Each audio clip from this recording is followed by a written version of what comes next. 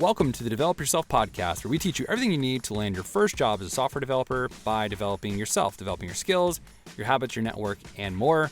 My name is Aaron Hayslip, and today I am joined by our co-host, Peter Elbaum. We are doing our regular check-in, where today we'll be talking about our own philosophies of money, how we integrate that into our careers, the projects we've been working on, and we think a little bit about the current economic situation as relates to tech layoffs. We talked about this a few weeks ago when we checked in, but it seems that things have gotten worse. So we want to answer the question that you all have, which is it still viable for me as a junior developer or as a recent bootcamp grad to land a job as a software engineer? And don't worry, our answer is yes, but we'll explain our reasoning behind that. Thanks for being here.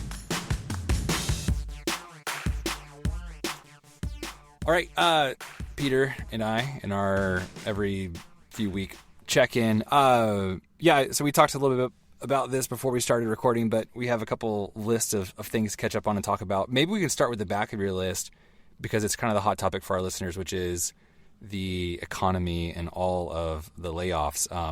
We didn't talk about our opinions on this, but I'd be curious to get your hot take. Do you still stand by some of the statements we made a few weeks ago? I think we basically said it's not a big deal ultimately, but it might make your job search a little bit longer. What do you think now? Yeah, I think what I said then was that most of what was being discussed was big tech companies because their stock prices are taking a hit. And so then investors want to see, our whole economy is based on more and more profits and kind of the up and to the right thing. So they're cutting costs in order to increase profits. I think what I said at that point was that there's still small to medium-sized companies that need engineers. Still think that's the case, though I would say one thing that's happened since the last time we talked is, Google announced layoffs, someone else that I can't remember, one of those, Amazon or whatever. So I think the only challenge at this point, if you're new to the industry, is there's probably more senior talent in the market.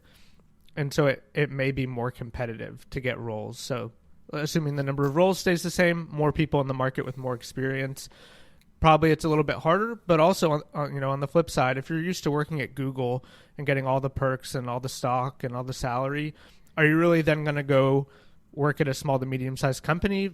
I feel like probably not, but I'm not really sure. So TBD. Ooh, that's a really good point. Yeah, I don't know. But that's just kind of my general impression.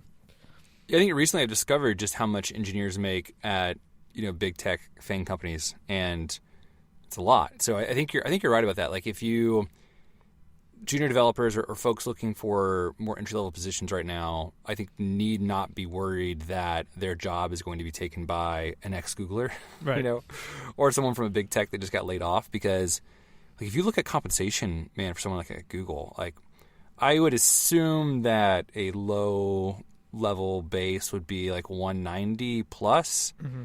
And then stock another like at least 150 or so. So a lot of the engineers coming out with like total comp between 3 and even like 600,000, which is crazy, right?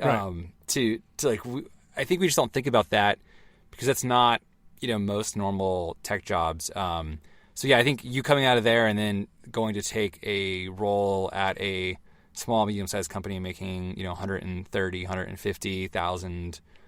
That's not terrible, obviously, but right. Like if you live in San Francisco and you've been used to like rolling through your Google stock, that will hit you hard in the face. And then plus, I think one thing that we can think of is that sometimes junior opportunities open up because a small or medium-sized business says, okay, we're not yet willing to, we don't have a need, like a drastic need for senior level talent right now, but since junior talent is more affordable, we can go ahead and bring someone on and kind of get them trained them up. So I don't think some of these, the talent that's being laid off would take those roles anyway, because they're going to be looking for more senior level roles anyway. Right. So yeah, I mean, again, these are all assumptions, but the logic I think is right to me. That sounds good. Yeah. So I guess the big point, keep working, keep building skills, keep applying, and don't worry about these big forces that we can't control anyway. Yeah, for sure. And I was listening, actually, ironically, on my way in this morning, there was an NPR segment on tech layoffs, and they were asking some guru guy about his opinion on them. And he was kind of saying the same thing that we've said before, which was, think about Google. Google doubled since 2017. Amazon doubled since 2018. Meta more than doubled since 2000. Like, it's just doubled like headcount? Headcount. Wow. Like, the growth has been astronomical. Yeah. And so a lot of the burn off now is, again, like we said, it's just overhiring happened during the pandemic. And in some ways, people talk about layoffs being contagious. It's not that the market is actually moved that much. It's more so, like, oh, okay, well, if we can, as board members and execs, cut expenses and everyone else is doing it, right now we have a fairly good excuse to say, sorry, layoffs are happening. Let's get that stock price up and get that revenue up. And maybe cut projects that we're kind of teetering on the border of, like, okay, is this super valuable for us to actually invest in or not? So you don't realize this, but these big tech companies have the massive multi-million dollar projects that are just gambles, and they can afford the gambles. And right now they're like, okay, let's make a decision now on what we're gambling on. So yeah, I think I still stand behind that. I do think, though, the felt effects of these layoffs are like 10x the actual effects, right? Like, so I can see that it is taking, like, bootcamp grads a longer time to get jobs. And I have to imagine, again, there's no science, I don't have any science behind this, but I have to imagine a lot of that's psychological, right? It's like, oh, shoot, it just must be harder right now. And so I think that ends up changing, whether you're conscious of it or not, it ends up changing the way you behave, right, around the job search. Like, it probably, what confidence was there, which is, I think, minimal for, like, bootcamp grads, just seems to be able to be easily extinguished whenever you are, you see all these layoffs. Like, okay, well, if someone who is a skilled, talented engineer at Google can't work at Google anymore, then who am I? Like, I just started writing JavaScript a few months ago. It's like, well, as we said, there's no comparison there, so it's not a good one. Yeah, I think it could be easy to. You hear us say, well, the market's flooded with these engineers and freak out, but I think the plan is the plan. Just continue. Yeah. Is tech going away, or did you make a bad decision? Obviously not. There's literally no better position you could be in or future for jobs. Sweet. What else was on your list? So starting from the top, I thought it'd be interesting if we chatted about our philosophy on money. Ooh, speaking of, we all layoffs. like money. Yeah. And I don't know why I thought of this. I think probably just because, well, we run a boot camp, and a lot of people get into tech in part, at least because of the salaries.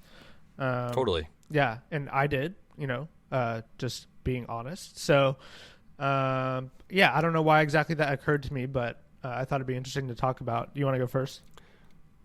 No, actually, I want to hear yours because you probably do have an interesting philosophy on money because, from my perspective, I don't know if this is true or not, and this might sound, it's not judgmental, but I feel like Peter leaves quite a bit of money on the table. Like, you could be doing more things to make more money, but you're not, and you value your time in a way that I think few people value it, and I love that. I admire it, and I think I'd like to say that's my philosophy too. It is, at least in in my mind, but maybe my practice is different. So yeah, give me yours. What's your quote philosophy on money? Yeah, so I'll paint a brief history first. So first job out of college, made $22,000 a year as a teacher. Housing was included, so that helped. Next year after that, worked in foster care, $12 an hour, part-time. That was really hard. At that point, decided I need a career path. Got it. Did a boot camp. First job was for $60K as an engineer, and kind of increased from there. At the very beginning, kind of like as I was deciding to go to a boot camp, we talked about this on the pod in the past, but I got into personal finance through Mr. Money Mustache, who's the kind of the godfather of the FIRE movement. FIRE is financial independence, retire early. And so for a while, the goal was to essentially be retired like as soon as possible. And I kind of saw tech as a way of doing that. A lot of that was based in that foster care job I had. I was like, if this is what work is, then I don't want to do it.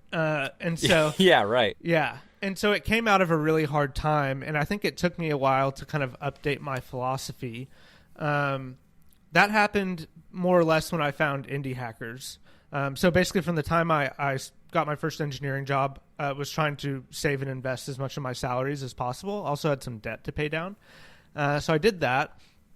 And then discovered Indie Hackers, realized, hey, there are people that are still making an income, but it's from their own products. They're independently employed and have a lot more flexibility. And so then I realized, well, that's actually appealing, because the idea of like save, quit work, don't have any income, and then draw on your savings as much as possible kind of sounded stressful and not that fun. And it was kind of like sacrificing the present for an imaginary tomorrow that may never come. So it took me a while to realize that. And then I think few people, by the way, like I've heard of hardly any people who actually are happy with like the FIRE thing. Like a lot of them say like, we're retired. And then like a year later, like, we're coming out of retirement because we don't like being poor. Right. And we're bored. Also realizing, like, just reading a lot of the forums and stuff, that the people who were really inspired by FIRE kind of hated their jobs.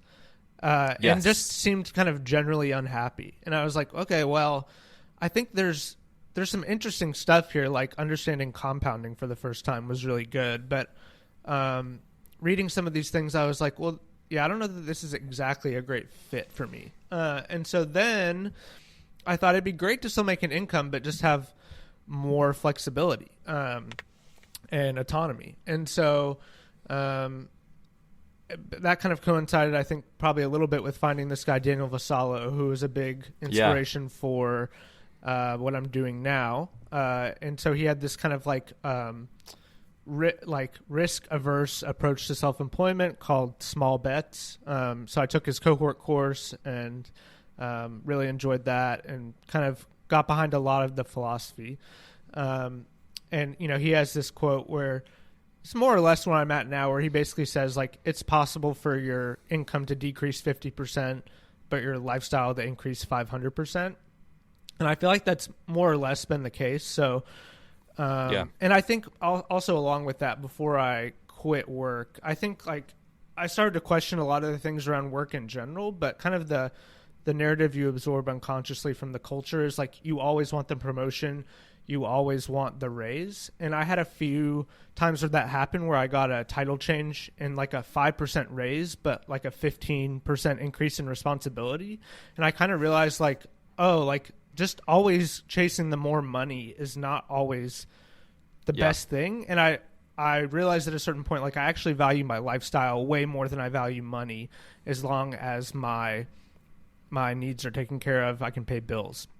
And so realizing that is a big part of what led me into where I'm at now, which is basically like, I think like after a certain point, which for me, like the 5 essentials are food, clothing, shelter, transportation, and healthcare.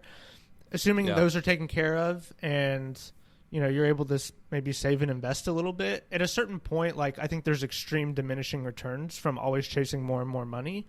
And so at that point, you gotta, I'd say maybe not most people, but for me at a certain point, I looked around and it's like, well, what's my lifestyle?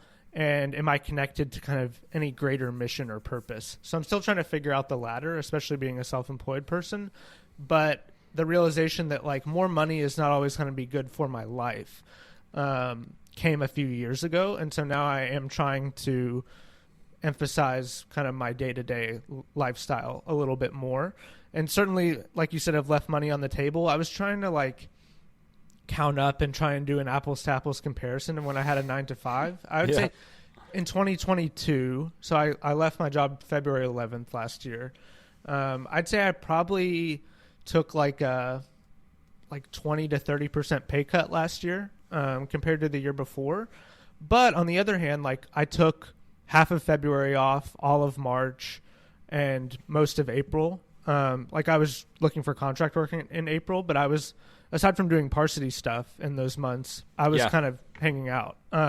So, it's hard to do quite an apples to apples comparison, but I was very happy with the year on the whole. So that's kind of where I'm at. I mean, I think it's great. Obviously, there's a lot of things I didn't mention, like there's ways you can use it to benefit your community and bless other people, etc. But from just a kind of a purely like business and personal perspective, that's kind of where I'm at. I love that, man. So right now you're doing your contract. You have like a 30-hour week contract, right? It's 60 hours a month, so it's probably like 15 60 hours Oh. Yeah. Dang. Okay, yeah. So that's like a massive, I mean, I know you're doing varsity stuff too, but like that's a massive lifestyle increase. Yeah. To work 15 hours, the job that, pays you the most probably. Yeah, it's crazy. It's pretty good. And I think I did have a contract that was basically full-time last summer, or it was supposed to be. So, it's taken me a little while to figure out kind of what the ideal mix is, but I think I'm pretty close at this point. Yeah. I mean, like it's funny whenever you put philosophy money that way. I don't know if those are the terms I've thought about necessarily. And I'm trying to, it's funny. I think and talk about this stuff all the time, but I don't know that I have a great answer. And maybe, to be honest, like maybe my answer might be cloudy because like what I'm doing right now doesn't necessarily align with my philosophy. I've got some other work on the side besides the projects we talk about on here, which makes me like crazy busy. Like I'm in a season right now where things are insane. I definitely had a season recently where things were pretty low key. And maybe I can kind of go through the same process that you just walked through of like what's the history of things. So I think, probably like you, whenever I graduated college with a religious studies degree, I was like, all right, I'm hopeful for $50,000 a year. And like, that'll probably be my top. And I honestly didn't think in those terms, like back then. I didn't think about money really at all. And it's probably part of its privilege. Like, my parents paid for my college and like, what did I have to figure out? I mean, I worked jobs, but like, at Zoomies, the skate shop in the mall and those kind of things, not like real jobs.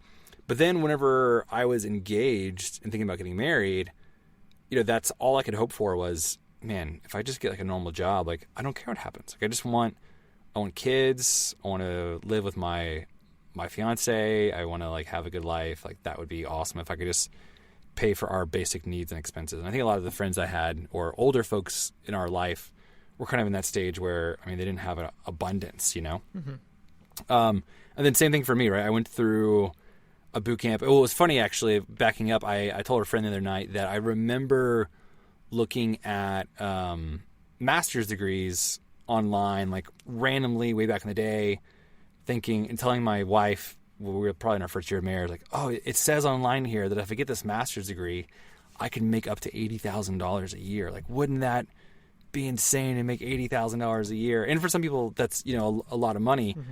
But now looking back now, it's like, that's really not a lot of money to me at this moment. So it's really funny that like that would have happened to surpass something like that. But so yeah, I got my first software engineering job. I think I talked about this as well, which was $65,000. I thought I was freaking rich. I had all the perks of startup life, and then from there starting boot camps. And I think that experience of starting businesses, carved this.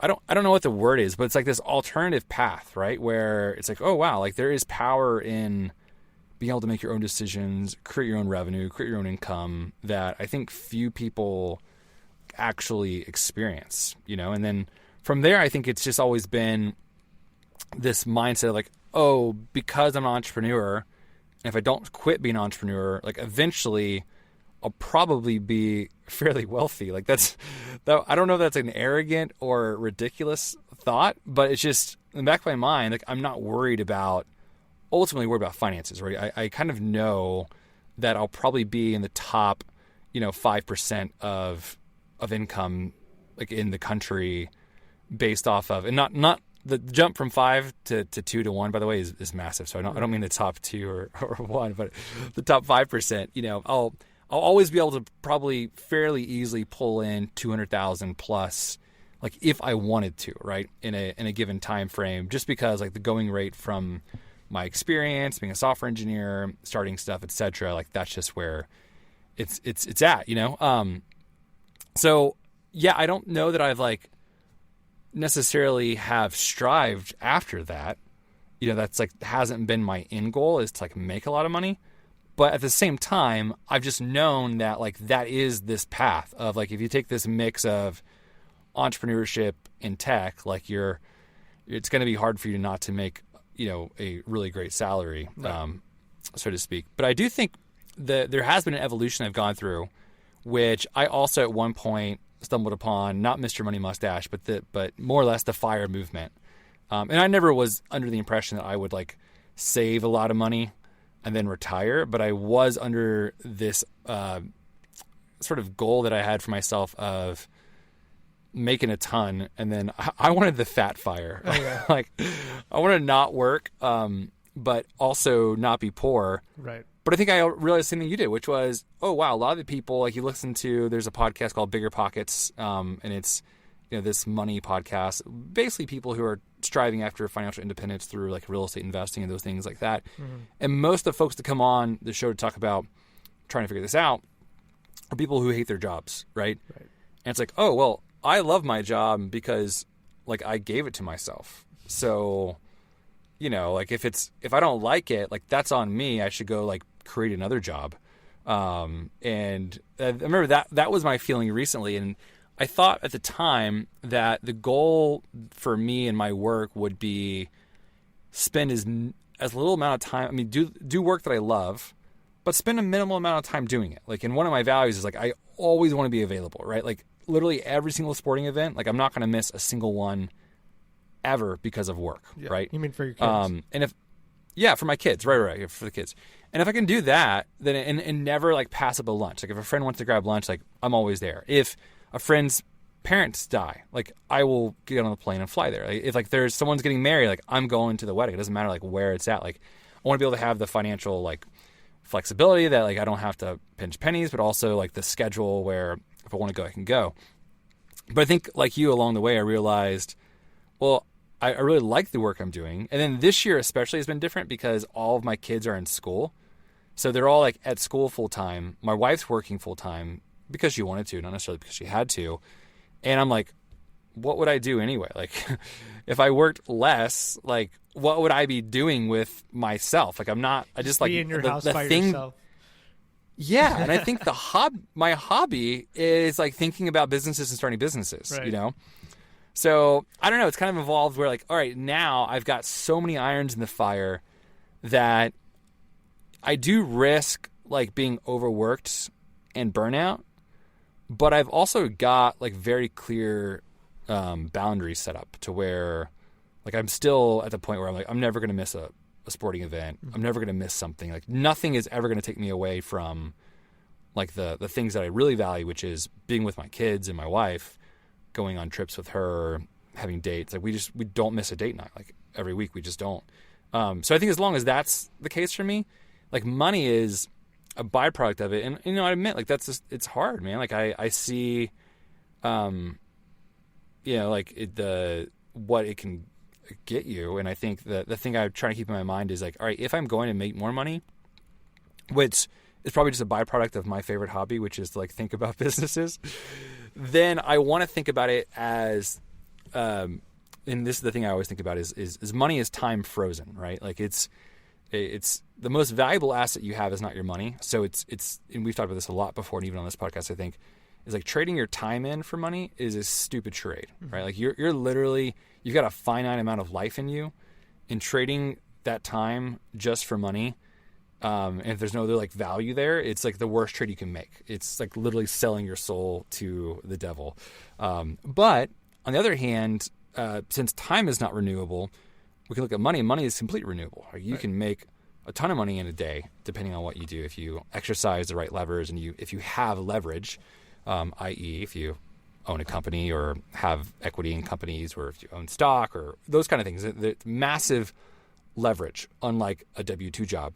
And so therefore, there are ways to then exchange this renewable resource of money for the non-renewable resource of time. Like, right, there's 1,000 things you can do. And that's why I'm passionate about like, delegating, like having assistants. Right. And even like right now in this season, I've got too many irons in the fire, but it is currently, it's not a permanent thing, but it's currently generating extra income. Right. So, we have someone who cleans our house. I have a personal bookkeeper. I have an assistant. Like I'm more willing to spend money on stuff that's going to save me time, because on the weekends, my wife and I, we're exhausted. We want to spend time with each other and with our kids. We don't want to clean the house, you know. I don't want to wonder how my finances are doing. I want someone else to like tell me how my finances are. Those kind of things. And so it's like that philosophy, I think, is just woven itself throughout like my entire life, to where, I hope that I would never make, and I have made these kind of concessions, and maybe I'm making some of those concessions now, but it's like I don't want to make the concessions where I'd have to exchange my time for money necessarily. Which I think if you follow anyone on social media, like these gurus who talk about making all this income, they always say that you start off in the beginning, you build skills for free, then the next step is to use those skills to trade your time for money. The next step is to use that money then to buy time, by either starting something which won't produce revenue for some time, or whatever. But anywho, I'm rambling now, but I think that would be me, and I think it aligns with you, but we're just kind of taking a little bit different strategies. Yeah, no, that makes sense. I think, it's what you were saying at the end there kind of reminds me of the cash flow quadrants from Rich Dad Poor Dad. I don't know if you're familiar with that one. I read the book, but I don't remember the quadrants. Yeah, it's basically like you have a job. That's most people. Then you own a job, which is basically where I'm at, where it's like I'm doing the same thing except for like I am the job, kind of like I'm the product. Then you own a business. So like the business, and that you move over. So like this half is trading time for money basically, and this half is levered. So then like people are working for you, that's owning a business. And then so like the business is making money for you, and then the last quadrant is your investments are making money for you.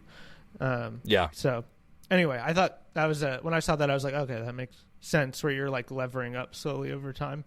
But yeah, I mean, time, totally agree. I think, we basically have the same philosophy, but kind of different ways to get there. But time is finite. And we're all in process, like in this journey, right? Like you even said right now, you're probably want to move to one of the other quadrants on the other side, right? But like you're able to still be in, I forget what quadrant it is, but you're still able to be in the quadrant that you don't desire the most, but you're still acting on your values, right? Like there's a limit, and you have extreme boundaries compared to most people. Peter has extreme boundaries around your time and how much time you're willing to pay. To exchange. So that does limit your income. But, if you can now figure out how to get your income up without increasing your time, then you'll move into one of those other quadrants, right? Right. Yeah, exactly. On that note, maybe you can update us on, you told me before we started recording that you don't want to tell us your idea for a SaaS project, but you've been thinking about it. I want to hear more about like that process of like, all right, what sparked this idea, and what's your plan for at least giving it a go?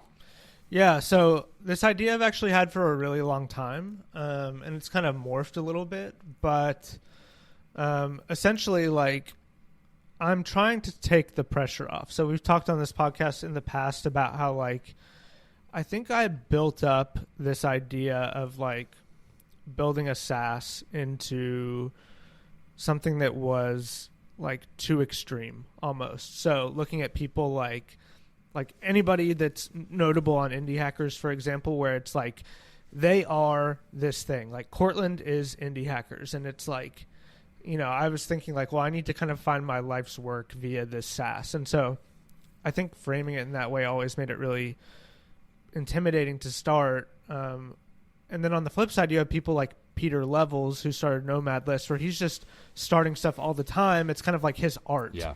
And so I thought the way I started to think about it is like, what if I thought about this more as like art, like a creative process, rather than like this thing has to sustain my whole lifestyle and be my life's work. I think that was just putting too much pressure on it. And so I'm not convinced that this idea is amazing. It's B2C, which I think is tough. It ends up driving the price point down.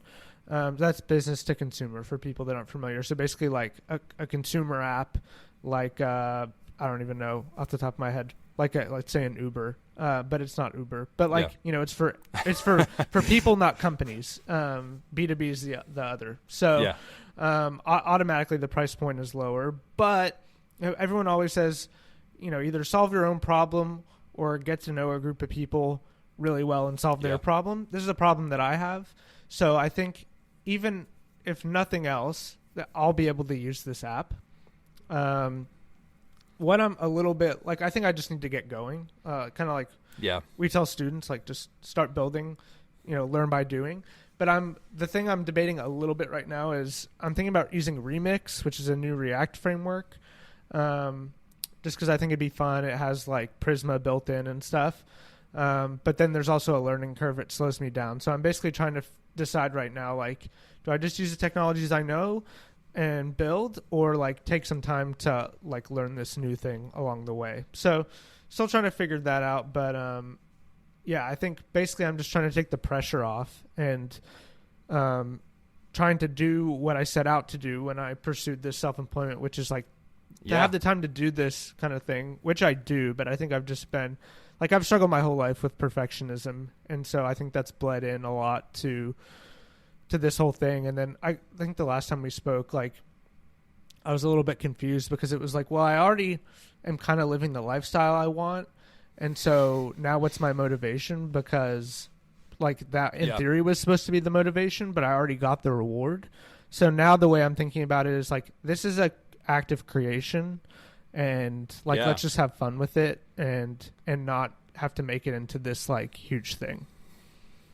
I love that. So I want to hear more about what you mean by this is the art. Like, be specific. What do you mean by the art? Like, what process of this is art? And I know you don't mean art in like the like painting sense, right? And I mean it in the most general sense, which is like, I think a lot of people have an urge to create, and so we can call the creations, whatever they are, a form of art. Like art for me is like anything kind of created from nothing, like started with an idea. So a lot of software could be art under that definition. And so I think the art for me is like this process of engaging in the world, seeing a problem that could be solved, or something that you want to be expressed is maybe like another way of defining it.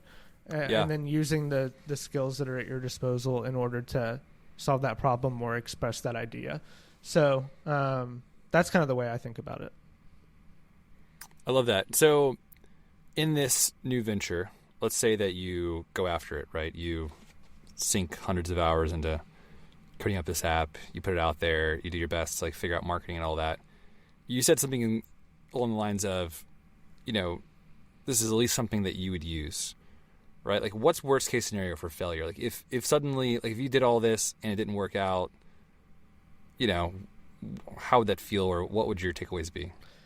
Yeah, I think, I mean, I don't think it would feel bad necessarily. I think like in kind of the whole small bets philosophy is like cap downside. So wouldn't invest basically any money in it except hosting, right? At least in the beginning, in my time, which it doesn't cost me anything. We can think of time as money, kind of like we were just talking about, but it's time I'm comfortable spending on stuff like this. And so, I mean, I think the reality is something I've realized is you learn like the process of doing it. And even the projects I've tried that I haven't even launched have taught me things. Like, for example, I've had a few ideas where I like got really excited about building. And then I was like, well, how are people going to find this? And, like, not thinking at all about marketing, which is a common trap for engineers. So like, I think just the act of doing it is instructive in some ways. And then if people do find it and use it, then it'll bring up another set of challenges, therefore another set of learning opportunities. So I think the only thing that'll feel bad for me is not doing it, because it's something I've said that I want to do and I have the opportunity to do it. So yeah, for me, the only quasi-failure mode would be to not act on it. So yeah, I'm feeling like pretty light about it, trying not to put too much pressure on it. That's awesome, man. I love that. I think that helps articulate what you mean by the art. Like the art necessarily isn't the like outcome per se. Like that's part of it. But if you're only in it for the outcome, then you can't say like it's a creative process. Right. It's a task if you're only in it for the outcome. Like it's just something you have to do. But if it's a creative process, then the actual process itself is something that you would enjoy. And I think the outcomes as well, like with alternative outcomes being, like you said, if it fails, if it doesn't make money, if this and that happens, I think that's what I was thinking too about, like whenever earlier we talked about philosophy of money and I mentioned that, my hobby is just like starting businesses.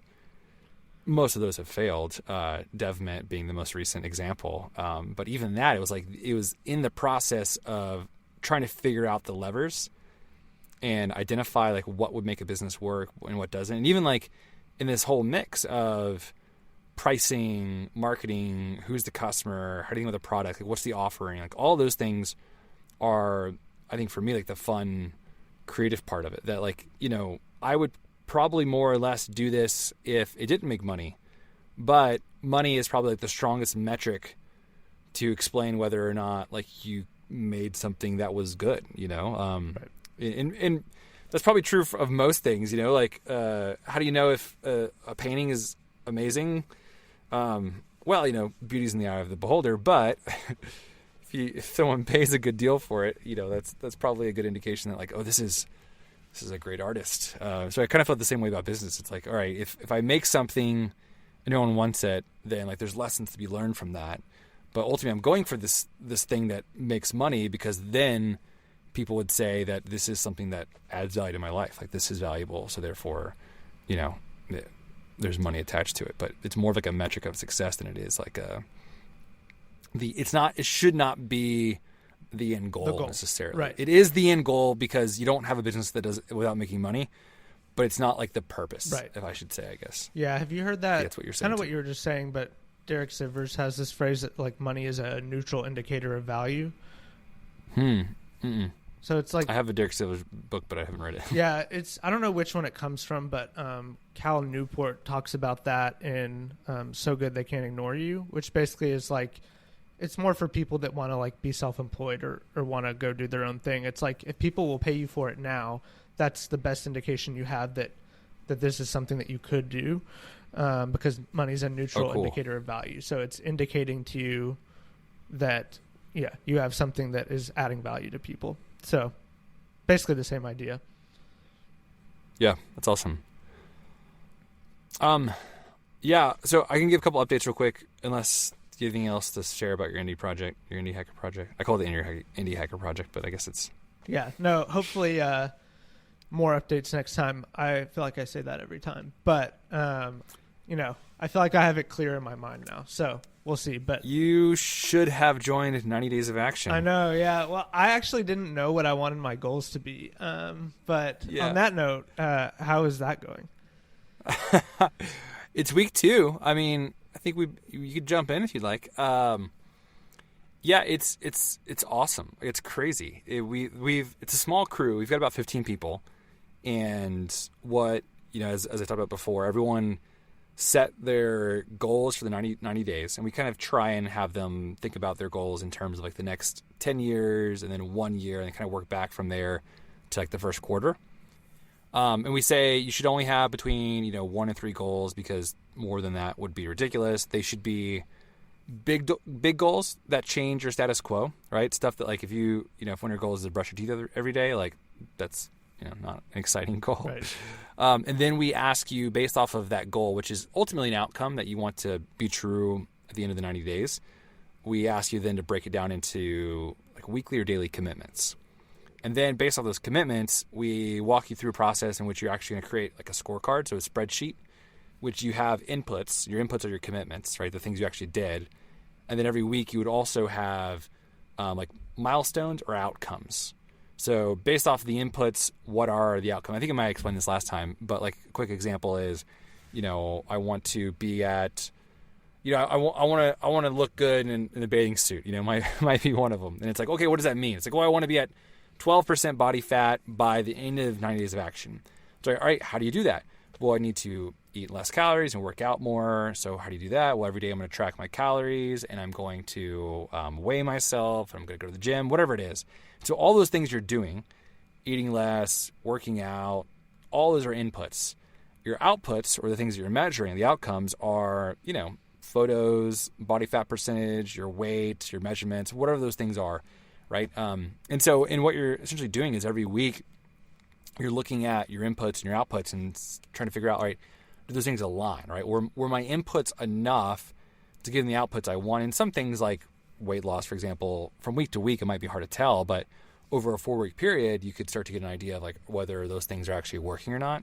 And so it's been really cool, man. Most of the folks who are in it are some sort of entrepreneur. They either have a business or they have a small business or they've started businesses. And we got people who are, I think one guy like sells jets. No joke. Huh. Then we got a guy who's like a CEO of a nonprofit. And so like, for example, he's trying to raise money for his nonprofit, right? Do some fundraising.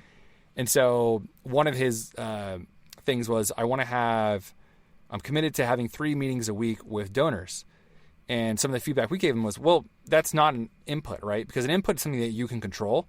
You can't control whether or not you're gonna get those 3 meetings, right? The 3 meetings are a result of something you did. So you could say then spend X amount of time reaching out to contacts for meetings, right? And then at the end of the day, at the end of that week, you'd say, all right, I spent 4 hours trying to get meetings.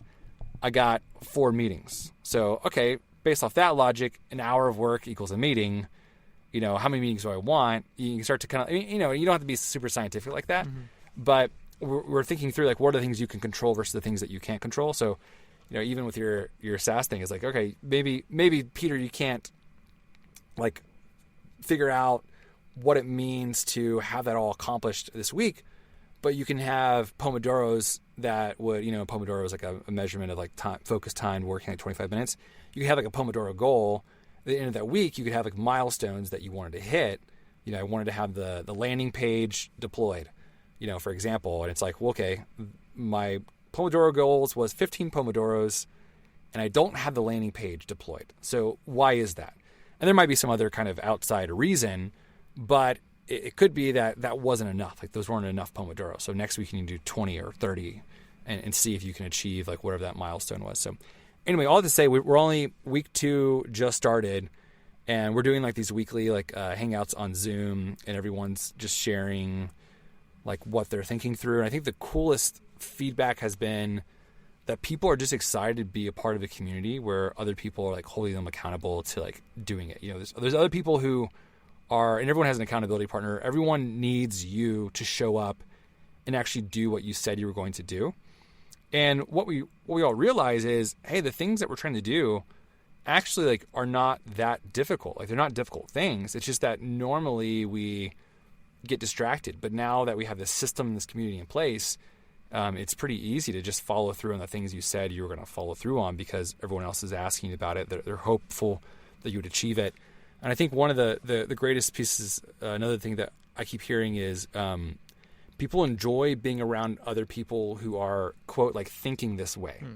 Meaning as in most people, it feels, at least from the feedback of the group, like most people don't think this way. Right. Of like taking charge of your life. Not that you have to control everything and become a control freak, but like actually taking, what's the word I'm looking for? It's like grabbing the bull by the horns kind of deal. Yeah, grabbing the bull by the horns. Like, I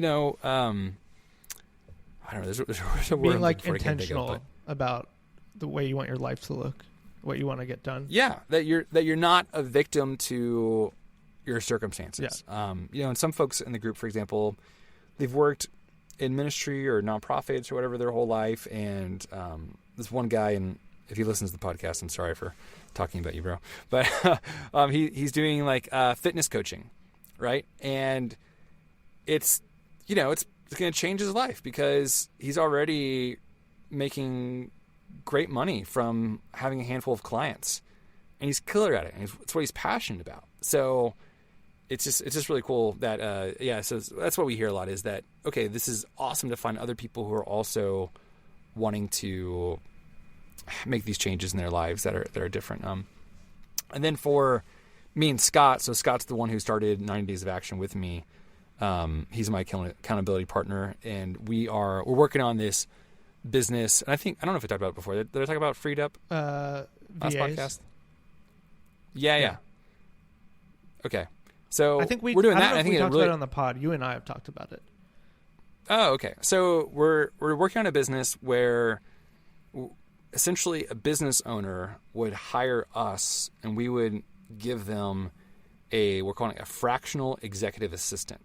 So someone who can basically help you with any part of your life virtually. So it's not a VA, because a VA, like you think of like a virtual assistant as someone who is going to like input stuff into a spreadsheet for you. Mm-hmm. But our assistants are like US based, trained, experienced people who can, talk to your customers, or they can negotiate like your bills on your behalf, or they can anticipate your needs. Like someone who's like more, it's kind of a little more human centered than someone you'd have in the Philippines that you're paying $7 an hour to like fill out a spreadsheet, right? So in what we do is we are providing like training for the VA, or the fractional executive assistant, the FEA, we could say. And then we're providing training as well for the client who's onboarding, right? So like we have a system that both sides use to, in an efficient way to delegate their task. And the philosophy behind it, and this is like Scott and I thinking about, kind of back to what I talked about with our philosophy of money, is like this is sort of part of my life philosophy. That is like money is time. So what is the most levered thing that you can invest in for your time? It's like, well, having someone else like take on part of your responsibilities, right? Like literally you can like 2x your productivity if you can find someone who's can do the things you hate that you probably are putting off. They can do it better than you. They can do it faster than you.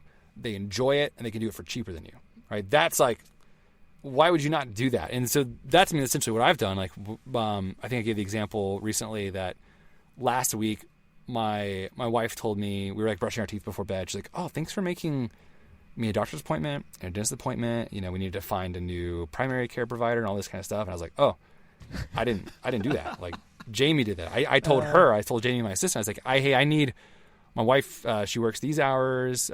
We need these things. Here's our insurance information, our address, things where we live. So she found us like all these things close to our house, scheduled them, put on their calendars, sent emails, and all my wife has to do now is like, she's just going to show up the doctor, and they're going to have our insurance, they're going to have all of her information, and she's just going to suddenly have a doctor. It's like that kind of stuff. Like we will not ever get doctors, or if we do, it's going to be a slog. Right. But Jamie can do it better than we can for less time, and I mean, depending, you could say for cheaper as well. And I think we also want to provide for our executive assistants, like we're vetting the companies we work with. So, and we're training the clients like on how to work with your VA. So we hope that versus being an assistant for anybody else or another kind of virtual assistant, like this would be the best experience. And we're planning to like pay higher as well than the other competitors. Right. So that's what we're working on. And it's more of like, I don't know if I'm passionate about like staffing. Like that's not what this is, but like I'm super passionate about like this concept of, money is time. Right. Very cool. So anywho, that's the update. We're trying to have that. Like our 90 Days of Action goal was to have 5 clients by the end of by like mid-April. So we'll have a landing page up soon where people basically put a deposit down for their first. Like the first 10 people could put a deposit down, because I just don't think in the beginning we'll have the capacity for many more than 10, because like we're going to be super knee deep in all the relationships and the training and all that kind of stuff. Got it. Yeah. Very cool. That's exciting. Yeah, man. We'll see. And it's part of like our greater, Scott and I have like this long-term vision of like basically building a business empire where and it's less about like making a ton of money and building. I think this was good that we talked about philosophy of money early on in this podcast. It's like less about money and more about like man, what do I like doing? It's like, well, I just like starting stuff. Yeah. And sometimes stuff works, sometimes it doesn't. How can we roll that up into like just a life where for the next 20 years, like we'll start some things. Some things will fail, DevNet. Some things hopefully will do well. And what's one thing you'll need for this empire? VAs. Administrative assistants. Call them VAs. Yeah. Fractional executive assistants. Fractional executive assistants. Yeah. So y'all are because who can hire dog fooding it as well? Probably, right? Oh yeah, totally. I mean, everything that I'm building is based off of the things I've done, like with my assistant, you know, and and some of those things won't work for other people. And I think the part of the appeal of this is having an entire network of people, like business owners who are working with VAs. It allows us to pull like our learning together. So it's like, oh, if this person with their VA, if they learned how to do email management better than everyone else, then we can, hey, I'll give you a discount if you help me understand how you do email management for the month. And then we basically take that, we put it into like a little training. And now it's like, okay, we have, as of right now, across our network, this is like the best way to have your assistant manage your email. Like just best practices. So if we can pull all that knowledge together, then it's like you don't have to relearn these things from scratch because, I couldn't tell you how many times that people have asked me, or I've asked other people, right, for like small things that they've learned in this delegation process. Because delegating it's a skill that takes a long time to learn. But if we can take shortcuts for best practices, then yeah. Anyways, I'm blabbing now. I'm selling. Yeah, no, it makes sense to me. Yeah, super exciting. I'm looking forward to hearing future updates. Yeah, when your project gets off the ground, you'll need somebody for sure. Yeah, exactly. Sowing those seeds. Cool. Anything else? I feel like I just went off for a while and freed up. But no, that's all good. Yeah, I think we could probably leave it there. We hit most of everything I had on my list. So, yeah. Cool, man. Well, thanks for coming prepared. And we'll see you next time. Yeah, we'll talk soon. All right, that's the pod.